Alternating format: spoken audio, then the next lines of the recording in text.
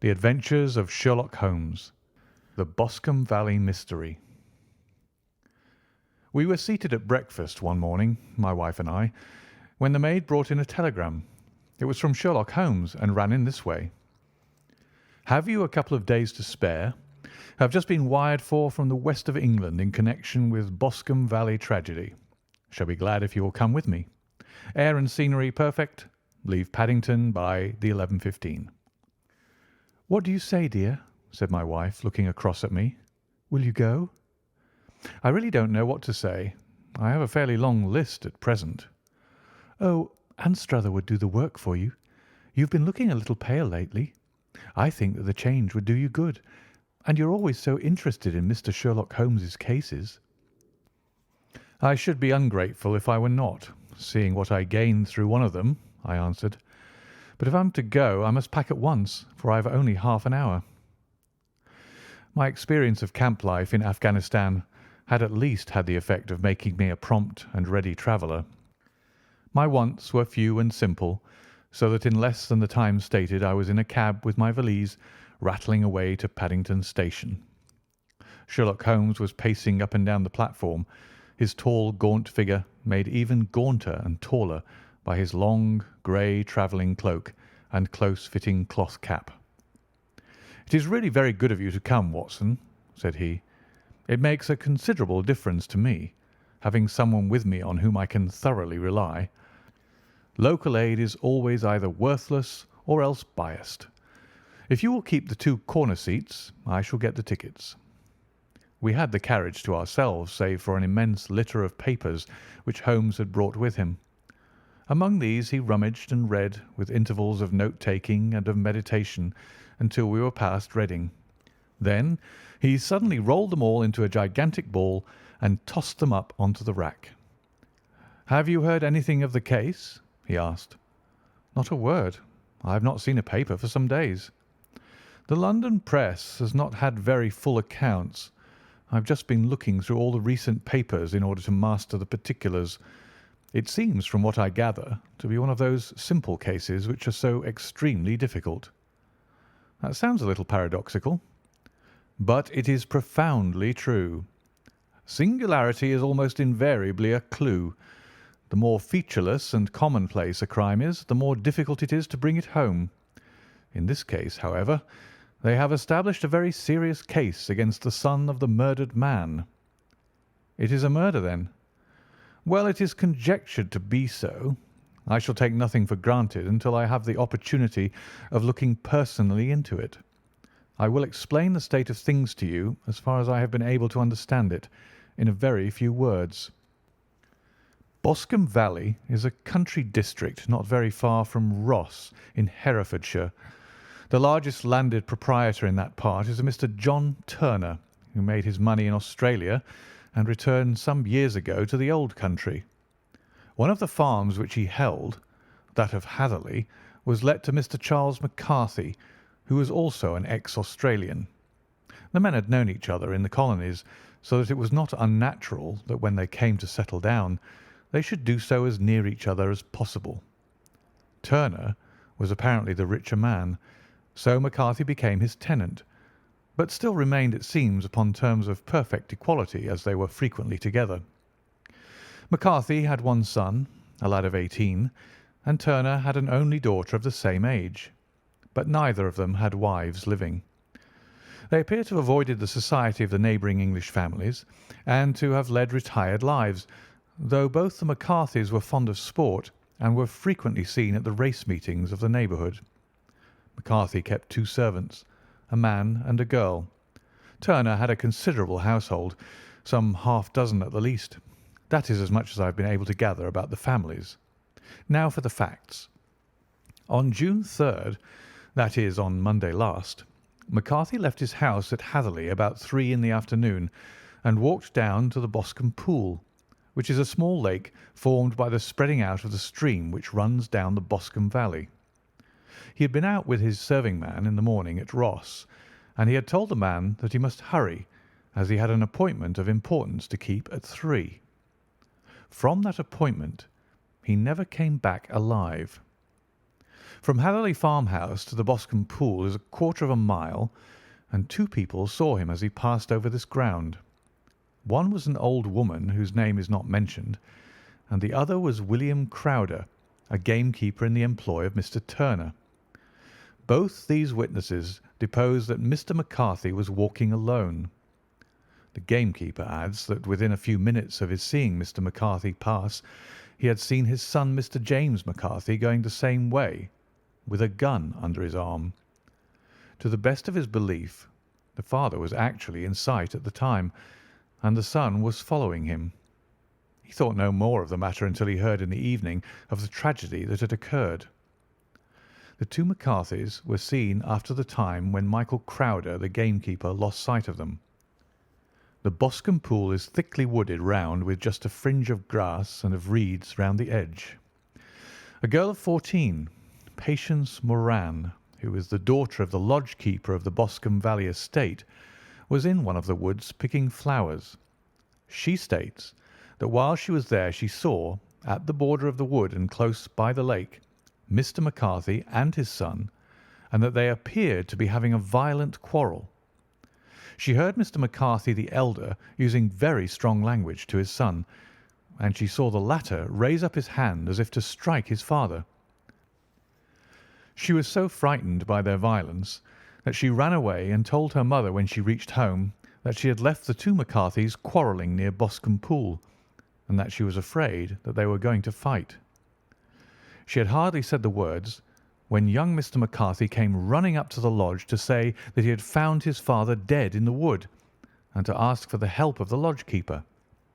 He was much excited, without either his gun or his hat, and his right hand and sleeve were observed to be stained with fresh blood.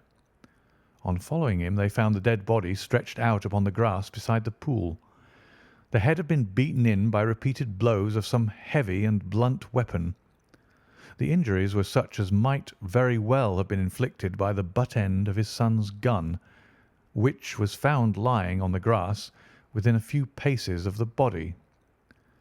Under these circumstances the young man was instantly arrested, and a verdict of wilful murder having been returned at the inquest on Tuesday, he was on Wednesday brought before the magistrates at Ross, who have referred the case to the next assizes. Those are the main facts of the case as they came out before the coroner and the police court. "I could hardly imagine a more damning case," I remarked. "If ever circumstantial evidence pointed to a criminal, it does so here." "Circumstantial evidence is a very tricky thing," answered Holmes thoughtfully. "It may seem to point very straight to one thing, but if you shift your own point of view a little, you may find it pointing in an equally uncompromising manner to something entirely different. It must be confessed, however, that the case looks exceedingly grave against the young man, and it is very possible that he is indeed the culprit. There are several people in the neighbourhood, however, and among them Miss Turner, the daughter of the neighbouring landowner, who believe in his innocence, and who have retained Lestrade, whom you may recollect in connection with the study in scarlet, to work out the case in his interest. Lestrade, being rather puzzled, has referred the case to me, and hence it is that two middle-aged gentlemen are flying westward at 50 miles an hour instead of quietly digesting their breakfasts at home." "I'm afraid," said I, "that the facts are so obvious that you'll find little credit to be gained out of this case." "There is nothing more deceptive than an obvious fact," he answered, laughing. "Besides, we may chance to hit upon some other obvious facts which may have been by no means obvious to Mr. Lestrade. You know me too well to think that I am boasting when I say that I shall either confirm or destroy his theory by means which he is quite incapable of employing, or even of understanding. To take the first example to hand, I very clearly perceive that in your bedroom the window is upon the right-hand side, and yet I question whether Mr. Lestrade would have noted even so self-evident a thing as that. How on earth? My dear fellow, I know you well. I know the military neatness which characterises you. You shave every morning, and in this season you shave by the sunlight. But since your shaving is less and less complete as we go farther back on the left side, until it becomes positively slovenly as we get round the angle of the jaw, it is surely very clear that that side is less illuminated than the other. I could not imagine a man of your habits looking at himself in an equal light and being satisfied with such a result. I only quote this as a trivial example of observation and inference. Therein lies my métier, and it is just possible that it may be of some service in the investigation which lies before us. There are one or two minor points which were brought out in the inquest, and which are worth considering. What are they? It appears that his arrest did not take place at once, but after the return to Hatherley Farm. On the Inspector of Constabulary informing him that he was a prisoner, he remarked that he was not surprised to hear it, and that it was no more than his deserts. This observation of his had the natural effect of removing any traces of doubt which might have remained in the minds of the coroner's jury. "It was a confession," I ejaculated. "No, for it was followed by a protestation of innocence." Coming on top of such a damning series of events, it was at least a most suspicious remark. "On the contrary," said Holmes, "it is the brightest rift which I can at present see in the clouds. However innocent he might be, he could not be such an absolute imbecile as not to see that the circumstances were very black against him. Had he appeared surprised at his own arrest, or feigned indignation at it, I should have looked upon it as highly suspicious, because such surprise or anger would not be natural under the circumstances, and yet might appear to be the best policy to a scheming man. His frank acceptance of the situation marks him either an innocent man, or else as a man of considerable self-restraint and firmness. As to his remark about his deserts, it was also not unnatural if you consider that he stood beside the dead body of his father, and that there is no doubt that he had that very day so far forgotten his filial duty as to bandy words with him, and even, according to the little girl whose evidence is so important, to raise his hand as if to strike him. The self-reproach and contrition which are displayed in his remark appear to me to be the signs of a healthy mind rather than of a guilty one. I shook my head. "Many men have been hanged on far slighter evidence," I remarked. "So they have, and many men have been wrongfully hanged." "What is the young man's own account of the matter?" "It is, I am afraid, not very encouraging to his supporters, though there are one or two points in it which are suggestive. You will find it here, and may read it for yourself." He picked out from his bundle a copy of the local Herefordshire paper, and having turned down the sheet, he pointed out the paragraph in which the unfortunate young man had given his own statement of what had occurred. I settled myself down in the corner of the carriage and read it very carefully. It ran in this way: Mr. James McCarthy, the only son of the deceased, was then called and gave evidence as follows: "I had been away from home for 3 days at Bristol, and had only just returned upon the morning of last Monday, the 3rd. My father was absent from home at the time of my arrival, and I was informed by the maid that he had driven over to Ross with John Cobb, the groom.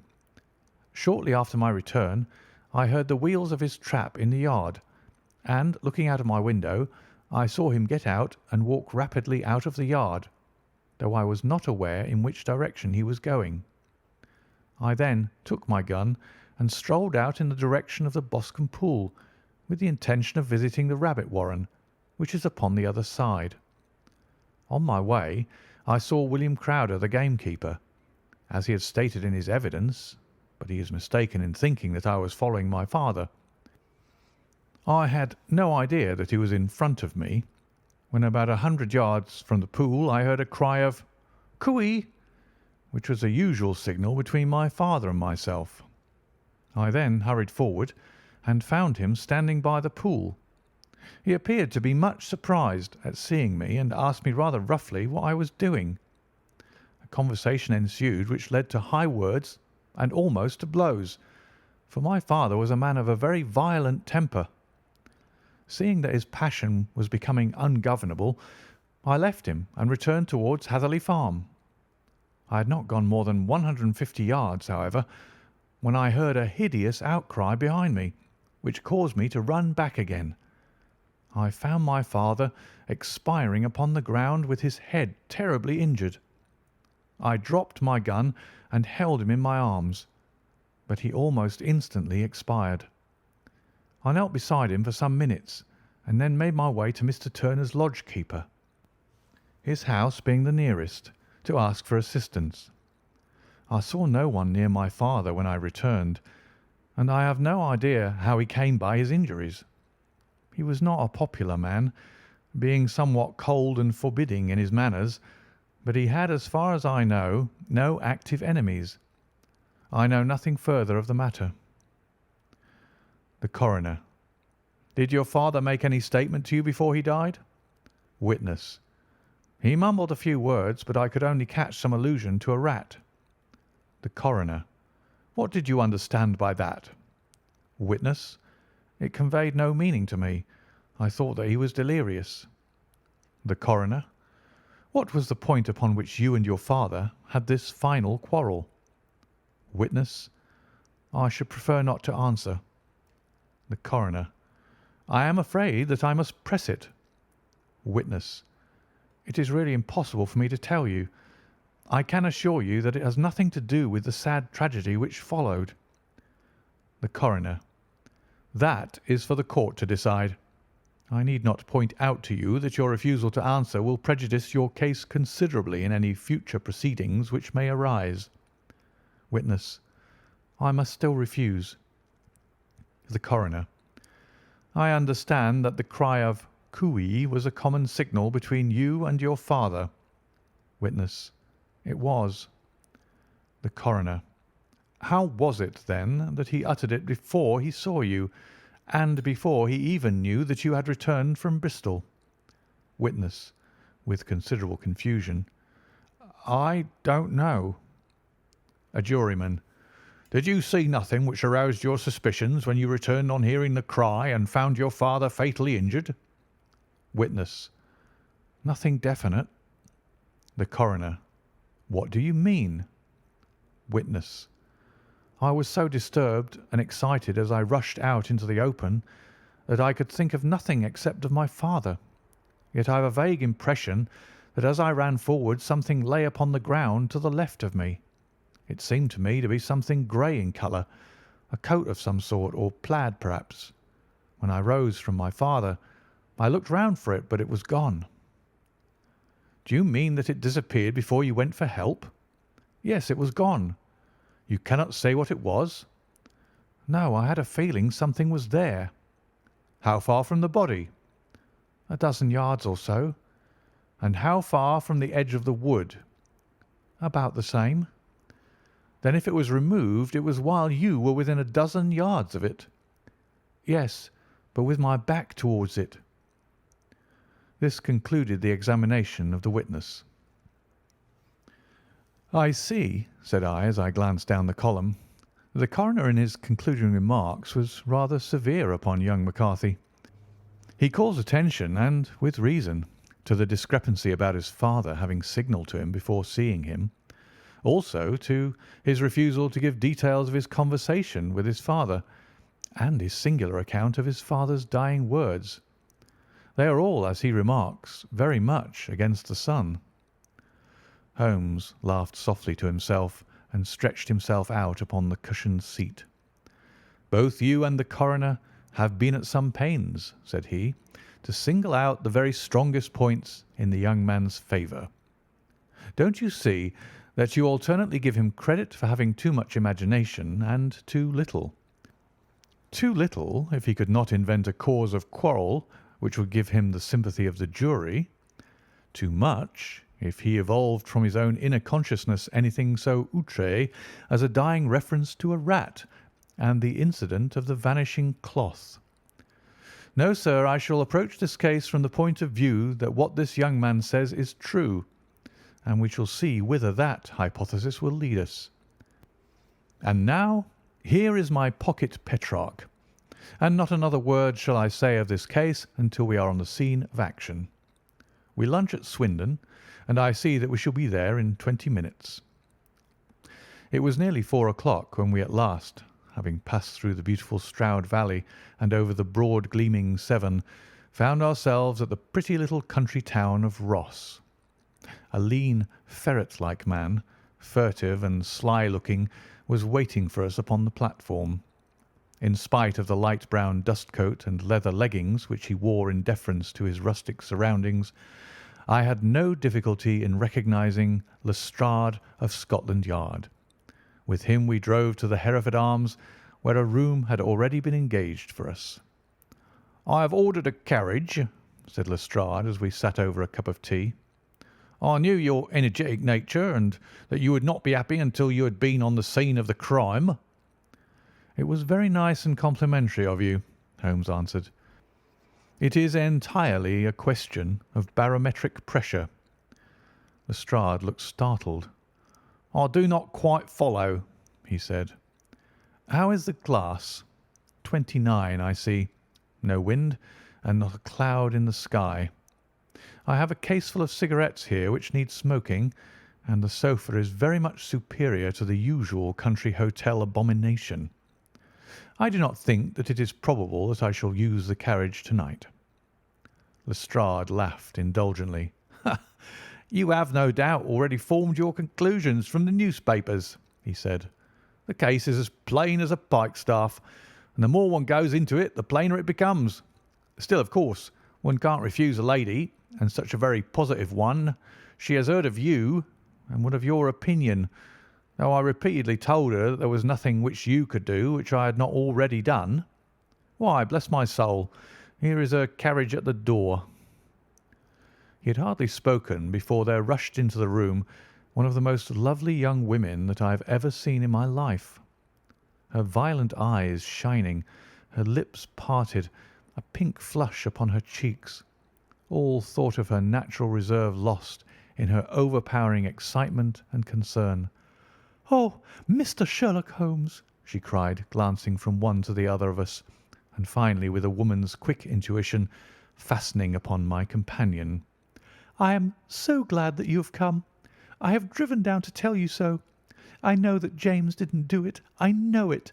And I want you to start upon your work knowing it too. Never let yourself doubt upon that point. We have known each other since we were little children, and I know his faults as no one else does, but he is too tender-hearted to hurt a fly. Such a charge is absurd to anyone who really knows him." "I hope we may clear him, Miss Turner," said Sherlock Holmes. "You may rely upon my doing all that I can." "But you have read the evidence. You have formed some conclusions. Do you not see some loophole, some flaw? Do you not yourself think that he is innocent?" "I think that is very probable." "There now!" she cried, throwing back her head and looking defiantly at Lestrade. "You hear? He gives me hopes." Lestrade shrugged his shoulders. "I am afraid that my colleague has been a little quick in forming his conclusions," he said. "But he is right. Oh, I know that he is right. James never did it. And about his quarrel with his father, I am sure that the reason why he would not speak about it to the coroner was because I was concerned in it." "In what way?" asked Holmes. "It is no time for me to hide anything. James and his father had many disagreements about me. Mr. McCarthy was very anxious that there should be a marriage between us. James and I have always loved each other as brother and sister, but of course he is young and has seen very little of life yet, and, well, he naturally did not wish to do anything like that yet. So there were quarrels, and this, I am sure, was one of them." "And your father?" asked Holmes. "Was he in favour of such a union?" "No, he was averse to it also. No one but Mr. McCarthy was in favour of it." A quick blush passed over her fresh young face, as Holmes shot one of his keen, questioning glances at her. "Thank you for this information," said he. "May I see your father if I call tomorrow?" "I'm afraid the doctor won't allow it." "The doctor?" "Yes. Have you not heard? Poor father has never been strong for years back, but this has broken him down completely. He has taken to his bed, and Dr. Willows says that he is a wreck and that his nervous system is shattered. Mr. McCarthy was the only man alive who had known Dad in the old days in Victoria." "Ha! In Victoria. That is important." "Yes, at the mines." "Quite so. At the gold mines, where, as I understand, Mr. Turner made his money." "Yes, certainly." "Thank you, Miss Turner. You have been of material assistance to me." "You will tell me if you have any news tomorrow. No doubt you will go to the prison to see James. Oh, if you do, Mr. Holmes, do tell him that I know him to be innocent." "I will, Miss Turner." "I must go home now, for Dad is very ill, and he misses me so if I leave him. Good-bye, and God help you in your undertaking." She hurried from the room as impulsively as she had entered, and we heard the wheels of her carriage rattle off down the street. "I'm ashamed of you, Holmes," said Lestrade with dignity after a few minutes' silence. "Why should you raise up hopes which you are bound to disappoint? I am not over tender of heart, but I call it cruel." "I think that I see my way to clearing James McCarthy," said Holmes. "Have you an order to see him in prison?" "Yes, but only for you and me." "Then I shall reconsider my resolution about going out. We have still time to take a train to Hereford and see him tonight?" "Ample." "Then let us do so. Watson, I fear that you will find it very slow, but I shall only be away a couple of hours." I walked down to the station with them, and then wandered through the streets of the little town, finally returning to the hotel, where I lay upon the sofa and tried to interest myself in a yellow-backed novel. The puny plot of the story was so thin, however, when compared to the deep mystery through which we were groping, and I found my attention wander so continually from the action to the fact, that I at last flung it across the room and gave myself entirely to a consideration of the events of the day. Supposing that this unhappy young man's story were absolutely true, then what hellish thing, what absolutely unforeseen and extraordinary calamity could have occurred between the time when he parted from his father and the moment when, drawn back by his screams, he rushed into the glade? It was something terrible and deadly. What could it be? Might not the nature of the injuries reveal something to my medical instincts? I rang the bell and called for the weekly county paper, which contained a verbatim account of the inquest. In the surgeon's deposition, it was stated that the posterior third of the left parietal bone and the left half of the occipital bone had been shattered by a heavy blow from a blunt weapon. I marked the spot upon my own head. Clearly such a blow must have been struck from behind. That was to some extent in favour of the accused, as when seen quarrelling he was face to face with his father. Still, it did not go for very much, for the older man might have turned his back before the blow fell. Still, it might be worth while to call Holmes' attention to it. Then there was the peculiar dying reference to a rat. What could that mean? It could not be delirium. A man dying from a sudden blow does not commonly become delirious. No, it was more likely to be an attempt to explain how he met his fate. But what could it indicate? I cudgelled my brains to find some possible explanation, and then the incident of the grey cloth seen by young McCarthy. If that were true, the murderer must have dropped some part of his dress, presumably his overcoat, in his flight, and must have had the hardihood to return and to carry it away at the instant when the son was kneeling with his back turned, not a dozen paces off. What a tissue of mysteries and improbabilities the whole thing was! I did not wonder at Lestrade's opinion, and yet I had so much faith in Sherlock Holmes' insight that I could not lose hope as long as every fresh fact seemed to strengthen his conviction of young McCarthy's innocence. It was late before Sherlock Holmes returned. He came back alone, for Lestrade was staying in lodgings in the town. "The glass still keeps very high," he remarked as he sat down. "It is of importance that it should not rain before we are able to go over the ground. On the other hand, a man should be at his very best and keenest for such nice work as that, and I did not wish to do it when fagged by a long journey. I have seen young McCarthy." "And what did you learn from him?" "Nothing." "Could he throw no light?" "None at all. I was inclined to think at one time that he knew who had done it and was screening him or her, but I am convinced now that he is as puzzled as everyone else. He is not a very quick-witted youth, though comely to look at, and I should think sound at heart." "I cannot admire his taste," I remarked, "if it is indeed a fact that he was averse to a marriage with so charming a young lady as this Miss Turner." "Ah, thereby hangs a rather painful tale.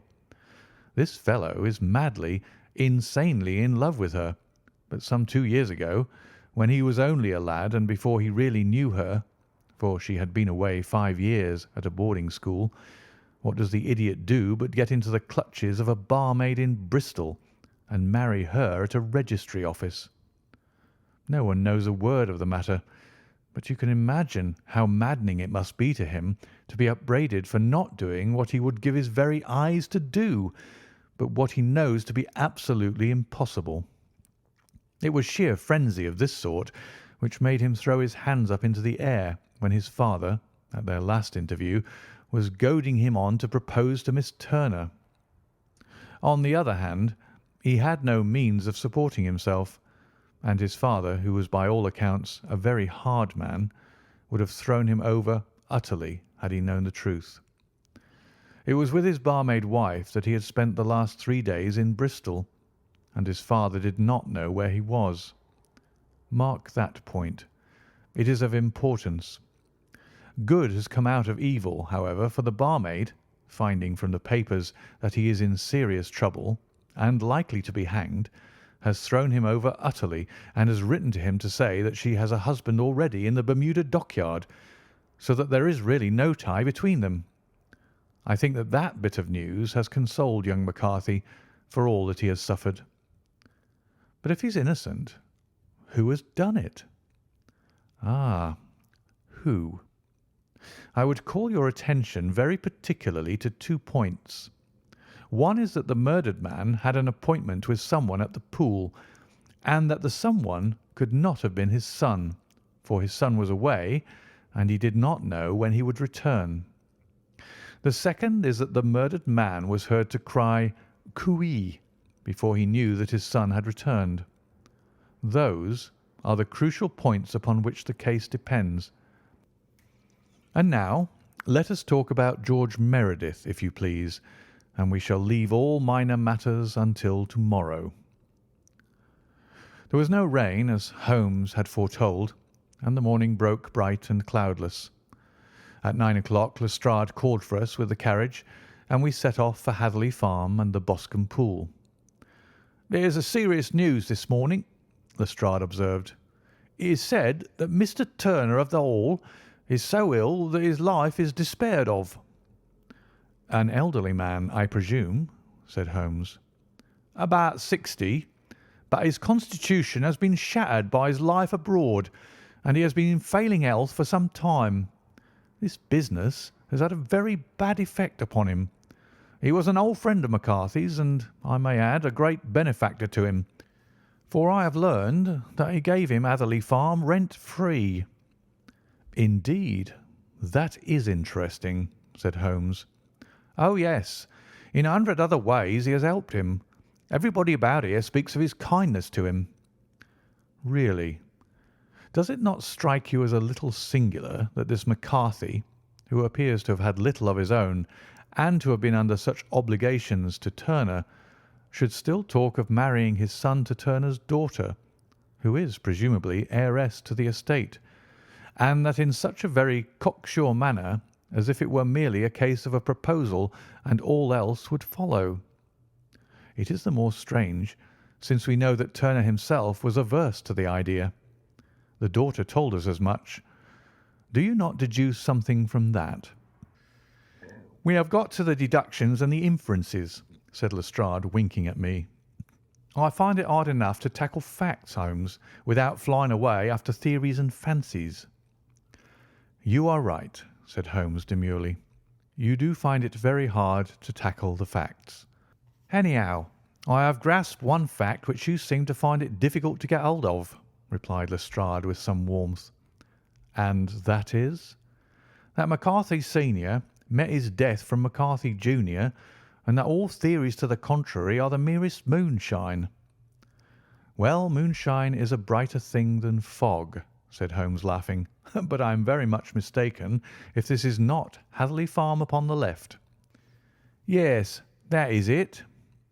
It was a widespread, comfortable-looking building, two-storied, slate-roofed, with great yellow blotches of lichen upon the grey walls.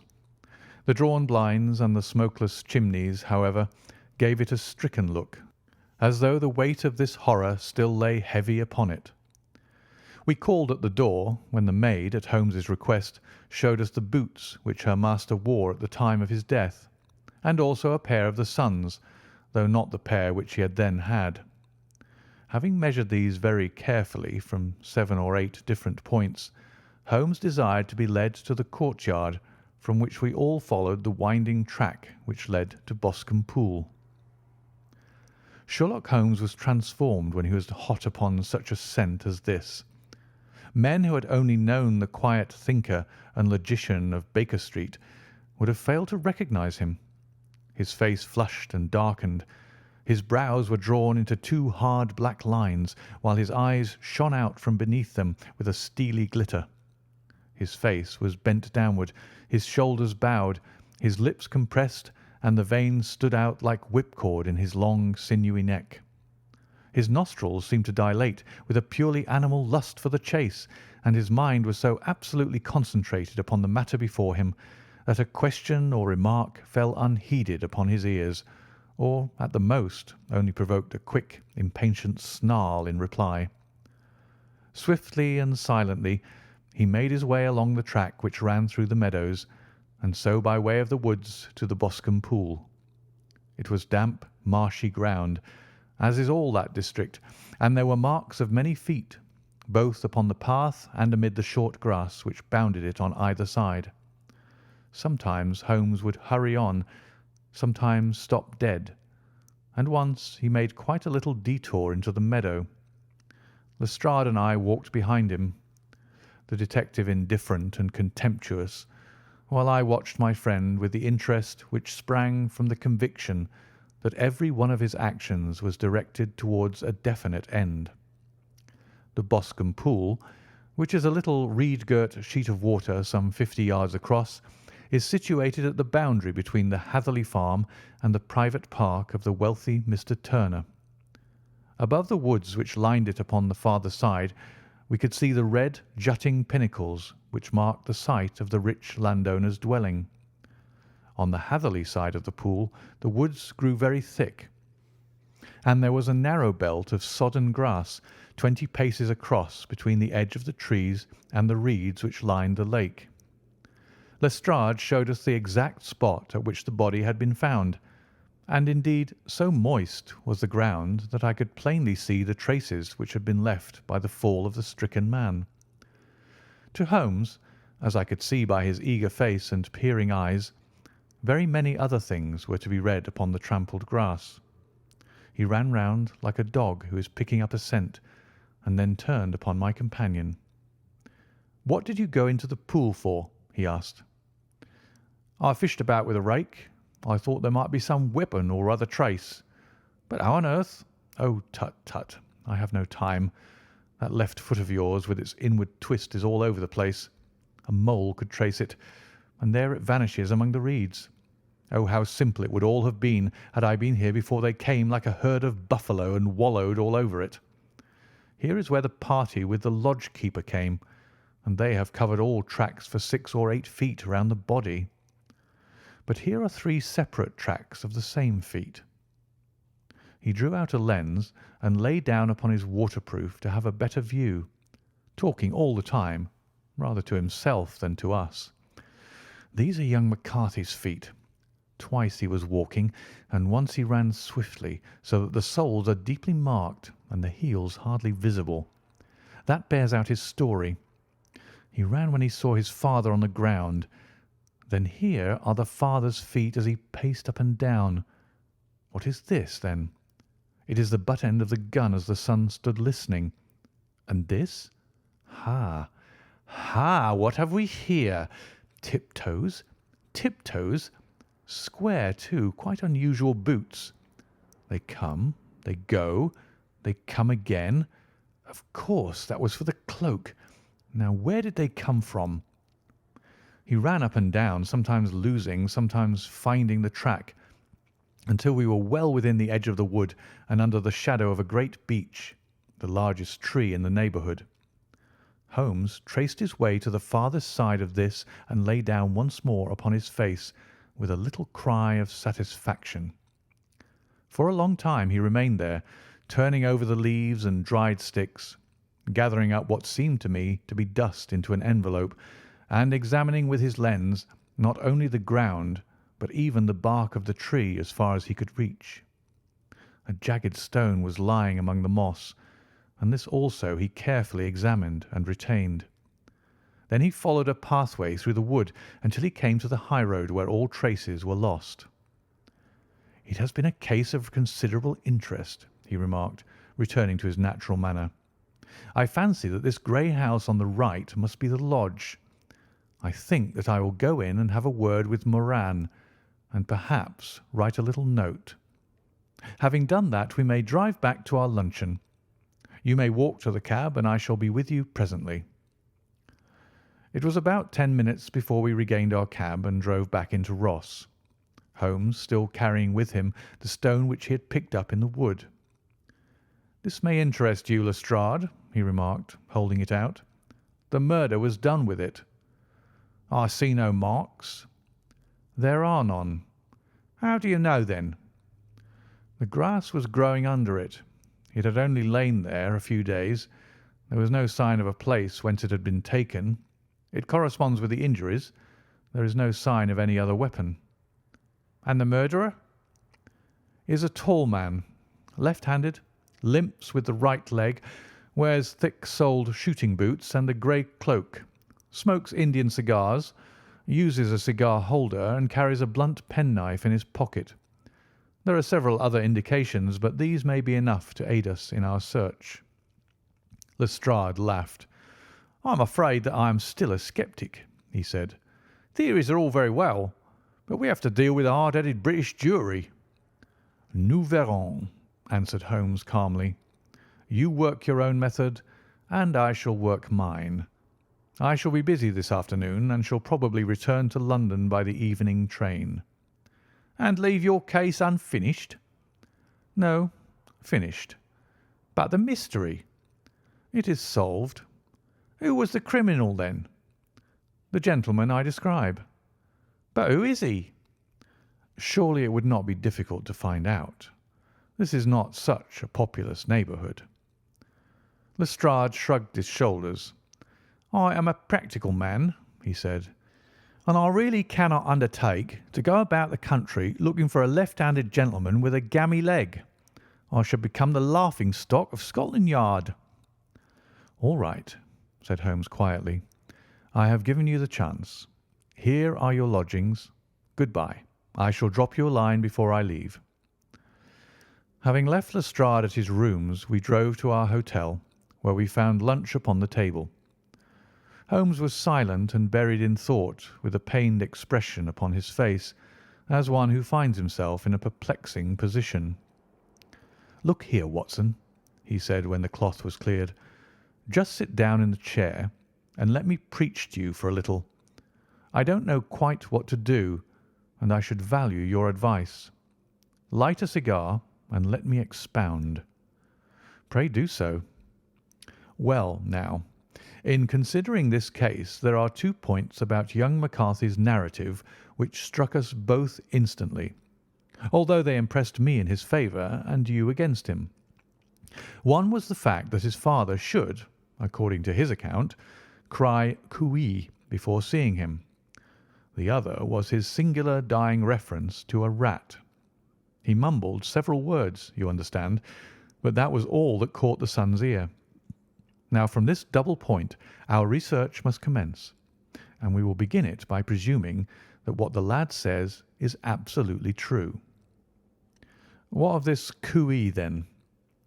Well, obviously it could not have been meant for the son. The son, as far as he knew, was in Bristol. It was mere chance that he was within earshot. The cooee was meant to attract the attention of whoever it was that he had the appointment with. But cooee is a distinctly Australian cry, and one which is used between Australians. There is a strong presumption that the person whom McCarthy expected to meet him at Boscombe Pool was someone who had been in Australia. What of the rat, then? Sherlock Holmes took a folded paper from his pocket and flattened it out on the table. "This is a map of the colony of Victoria," he said. "I wired to Bristol for it last night." He put his hand over part of the map. "What do you read?" "ARAT," I read. "And now?" He raised his hand. "Ballarat." "Quite so. That was the word the man uttered, and of which his son only caught the last two syllables. He was trying to utter the name of his murderer, so-and-so of Ballarat." "It is wonderful," I exclaimed. "It is obvious. And now, you see, I had narrowed the field down considerably. The possession of a grey garment was a third point, which, granting the son's statement to be correct, was a certainty. We have come now, out of mere vagueness, to the definite conception of an Australian from Ballarat with a grey cloak." "Certainly." "And one who was at home in the district, for the pool can only be approached by the farm or by the estate, where strangers could hardly wander." "Quite so. Then comes our expedition of to-day. By an examination of the ground I gained the trifling details which I gave to that imbecile Lestrade as to the personality of the criminal." "But how did you gain them?" "You know my method. It is founded upon the observation of trifles. His height I know that you might roughly judge from the length of his stride. His boots, too, might be told from their traces." "Yes, they were peculiar boots." "But his lameness?" "The impression of his right foot was always less distinct than his left. He put less weight upon it. Why? Because he limped. He was lame." "But his left-handedness?" "You were yourself struck by the nature of the injury as recorded by the surgeon at the inquest. The blow was struck from immediately behind, and yet was upon the left side. Now, how can that be unless it were by a left-handed man? He had stood behind that tree during the interview between the father and son. He had even smoked there. I found the ash of a cigar, which my special knowledge of tobacco ashes enables me to pronounce as an Indian cigar. I have, as you know, devoted some attention to this, and written a little monograph on the ashes of 140 different varieties of pipe, cigar, and cigarette tobacco. Having found the ash, I then looked round and discovered the stump among the moss, where he had tossed it. It was an Indian cigar of the variety which are rolled in Rotterdam." "And the cigar holder?" "I could see that the end had not been in his mouth. Therefore he used a holder. The tip had been cut off, not bitten off, but the cut was not a clean one, so I deduced a blunt penknife." "Holmes," I said, "you have drawn a net round this man from which he cannot escape, and you have saved an innocent human life as truly as if you had cut the cord which was hanging him. I see the direction in which all this points. The culprit is—" "Mr. John Turner," cried the hotel waiter, opening the door of our sitting-room and ushering in a visitor. The man who entered was a strange and impressive figure. His slow, limping step and bowed shoulders gave the appearance of decrepitude, and yet his hard, deep-lined, craggy features and his enormous limbs showed that he was possessed of unusual strength of body and of character. His tangled beard, grizzled hair, and outstanding drooping eyebrows combined to give an air of dignity and power to his appearance, but his face was of an ashen white, while his lips and the corners of his nostrils were tinged with a shade of blue. It was clear to me at a glance that he was in the grip of some deadly and chronic disease. "Pray sit down on the sofa," said Holmes gently. "You had my note?" "Yes. The lodge-keeper brought it up. You said that you wished to see me here to avoid scandal." "I thought people would talk if I went to the hall." "And why did you wish to see me?" He looked across at my companion with despair in his weary eyes, as though his question was already answered. "Yes," said Holmes, answering the look rather than the words. "It is so. I know all about McCarthy." The old man sank his face in his hands. "God help me!" he cried. "But I would not have let the young man come to harm. I give you my word that I would have spoken out if it went against him at the assizes." "I am glad to hear you say so," said Holmes gravely. "I would have spoken now had it not been for my dear girl. It would break her heart. It will break her heart when she hears that I am arrested." "It may not come to that," said Holmes. "What?" "I am no official agent. I understand that it was your daughter who required my presence here, and I am acting in her interests. Young McCarthy must be got off, however." "I am a dying man," said old Turner. "I have had diabetes for years. My doctor says it is a question whether I shall live a month. Yet I would rather die under my own roof than in a jail." Holmes rose and sat down at the table with his pen in his hand and a bundle of paper before him.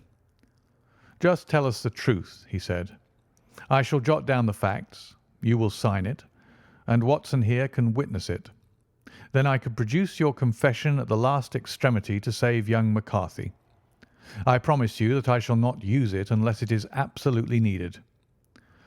"It is as well," said the old man. "It's a question whether I shall live to the assizes, so it matters little to me. But I should wish to spare Alice the shock, and now I will make the thing clear to you. It has been a long time in the acting, but will not take me long to tell. You didn't know this dead man, McCarthy. He was the devil incarnate. I tell you that. God keep you out of the clutches of such a man as he. His grip has been upon me these 20 years, and he has blasted my life. I'll tell you first how I came to be in his power. It was in the early 60s at the diggings. I was a young chap then, hot-blooded and reckless, ready to turn my hand at anything. I got among bad companions, took to drink, had no luck with my claim, took to the bush, and, in a word, became what you call over here a highway robber. There were 6 of us, and we had a wild, free life of it, sticking up a station from time to time or stooping the wagons on the road to the diggings.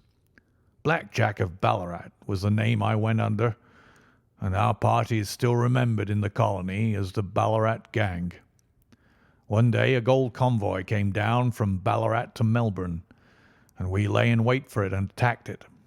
There were 6 troopers and 6 of us, so it was a close thing, but we emptied 4 of their saddles at the first volley. 3 of our boys were killed, however, before we got the swag. I put my pistol to the head of the wagon driver, who was this very man McCarthy. I wished to the Lord that I had shot him then, but I spared him, though I saw his wicked little eyes fixed on my face, as though to remember every feature.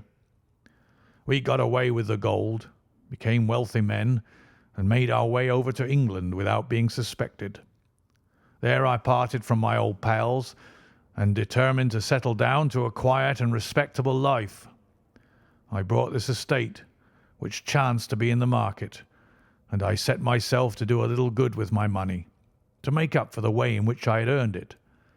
I married too, and though my wife died young, she left me my dear little Alice.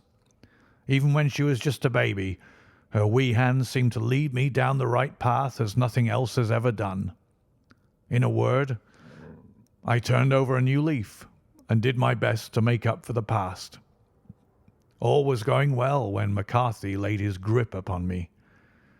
I had gone up to town about an investment, and I met him in Regent Street with hardly a coat to his back or a boot to his foot.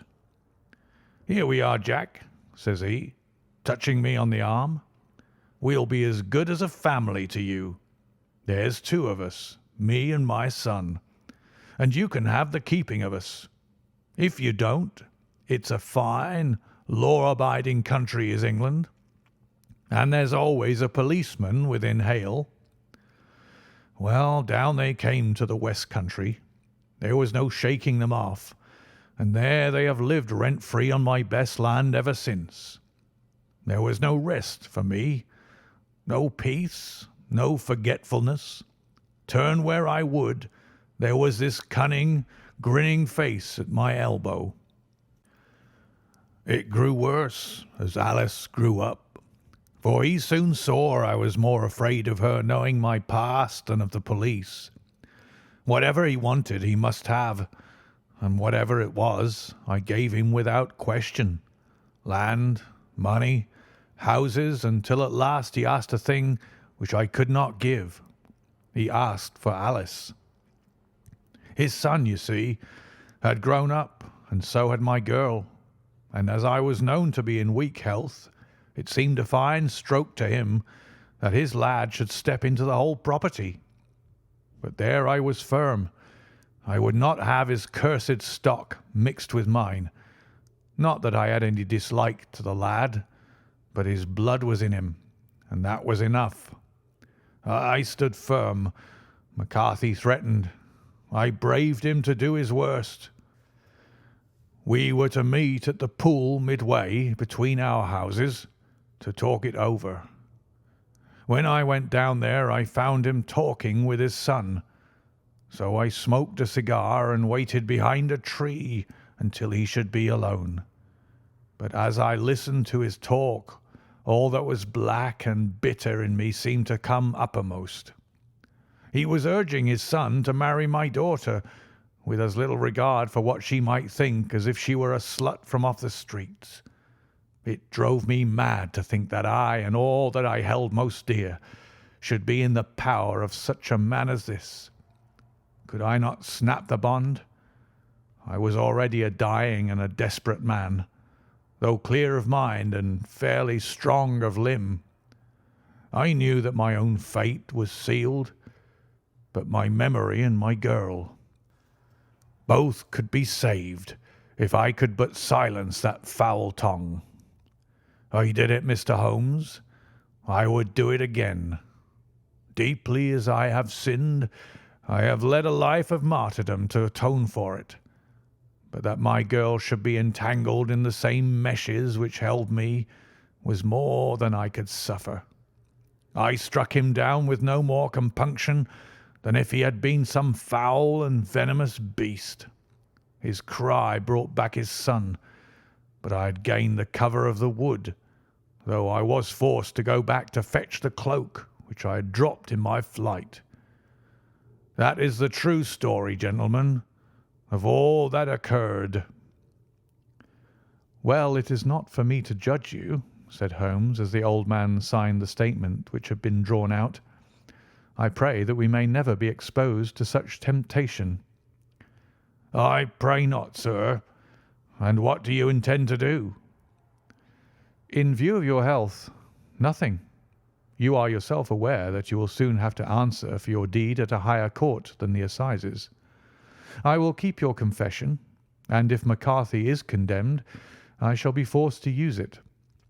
If not, it shall never be seen by mortal eye, and your secret, whether you be alive or dead, shall be safe with us."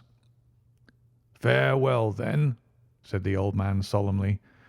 "Your own deathbeds, when they come, will be the easier for the thought of the peace which you have given to mine.